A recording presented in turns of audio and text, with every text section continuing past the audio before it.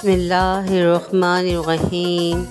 السلام علیکم ورحمۃ اللہ وبرکاتہ۔ بنی اسرائیل کا ایک حسین و جمیل نوجوان ٹوکریاں بنا کر فروخت کیا کرتا تھا۔ ایک بار وہ ٹوکریاں لیے شاہی محل کے قریب سے گزرا۔ بادشاہ کی ملکہ کی جب اس پر نظر پڑی تو وہ اس پر عاشق ہو گئی۔ کسی ہیلے سے اس نے اسے محل میں بلا لیا اور کمرے کا دروازہ بند کر کے اپنی شہود کی تسکین چاہی۔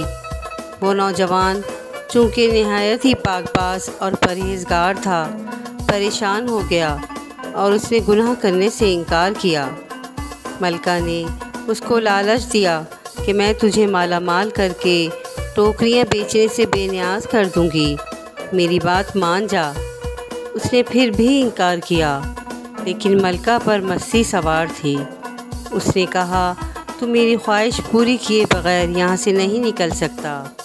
اس نے جب ساری راہیں مسدود دیکھیں تو ملکہ سے کہا اچھا مجھے چھت کے استنجا خانے میں جانے کی اجازت دے دو۔ اس نے یہ سوچتے ہوئے کہ اس قدر اونچے محل کی چھت سے بھاگ تو نہیں سکتا، اجازت دے دی۔ وہ چھت پر چڑھا اور خوف خدا عز و جل کے سبب گناہ سے بچنے کے لیے چھلانگ لگا دی۔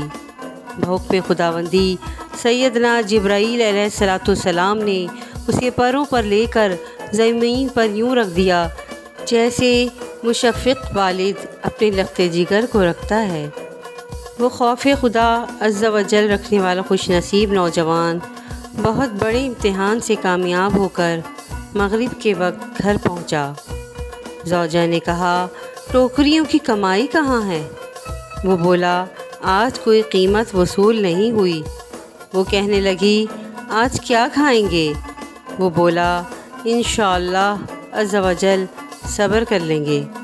پھر کہا تنور میں آگ روشن کر دو کہ آگ نہ دیکھ کر پڑوسیوں کو تشویش ہوگی۔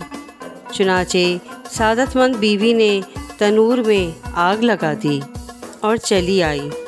اتنے میں پڑوسن آگ لینے کے لیے تنور پر آئی اور وہیں سے پکار کر کہا اے فلانی، تو بے فکر بیٹھی ہوئی ہے اور یہاں تنور میں روٹیاں پک کر تیار ہو گئی ہیں، جلدی نکال لے ورنہ جل جائیں گی۔ وہ اٹھی اور دیکھا تو واقعی تنور روٹیوں سے بھرا ہوا تھا۔ اس نے روٹیاں نکالیں اور برتن میں رکھ کر اپنے شوہر کی خدمت میں حاضر ہو گئی اور کہنے لگی اللہ عز و جل نے آپ پر بہت بڑا فضل و کرم کیا ہے، آپ نے آج کرامت دکھائی ہے۔ آپ اللہ عز و جل سے دعا فرمائیں کہ ہماری بقیہ زندگی خوشحال گزرے۔ اس نے ایک بندے نے کہا کہ اے اللہ عز و جل کی بندی صبر کر، لالچ مت کر۔ بیوی دعا کے لیے مصر رہی، چنانچہ مجبور ہو کر اس نے آدھی رات کو اٹھ کر نوافل کے بعد دعا مانگنی شروع کی۔ یا اللہ عز و جل، میری بیوی نے مجھ سے سوال کیا ہے کہ ہماری بقیہ عمر خوشحال گزرے۔ ابھی اتنا کہا تھا کہ چھت شق ہوئی اور ہیرے جواہرات سے بھری ہوئی ایک تشت اتر پڑی۔ سچے موتیوں کی چمک دمک سے سارا گھر منور ہو گیا۔ اس نے قریب ہی سوئی ہوئی بیوی کو جگاتے ہوئے کہا کہ اٹھو اور جو دنیا کی دولت مانگی تھی وہ لے لو۔ اس نے بیدار ہو کر بتایا کہ ابھی میں نے خواب میں دیکھا کہ سرخ یاقوت اور سبز زربج سے جڑی ہوئی سونے کی کرسیاں بچھی ہوئی ہیں، مگر ان میں سوراخ ہیں۔ میں نے پوچھا یہ کس کے لیے ہیں؟ بتایا گیا یہ تیرے شوہر کے لیے ہیں۔ میں نے پوچھا یہ سوراخ کیسے ہیں؟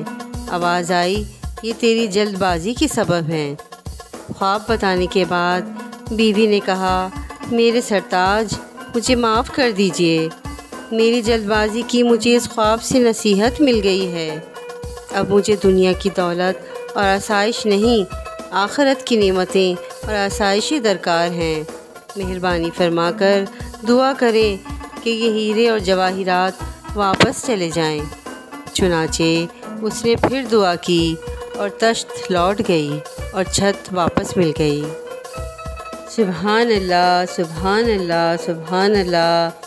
پیارے بھائیوں اور بہنوں، دیکھا آپ نے خوف خدا عز و جل کے سبب گناہ سے بچنے پر بنی اسرائیل کے نوجوان پر خدائے عز و جل رحمان کس قدر مہربان ہو گیا، اور اس نوجوان کو کیسی کیسی کرامات حاصل ہوئیں، اور یہ بھی معلوم ہوا کہ دنیا کی آسانیوں کے لیے جلدی مچانا اور مال و دولت کو جلد پا لینے کی تڑپ بھی مناسب نہیں۔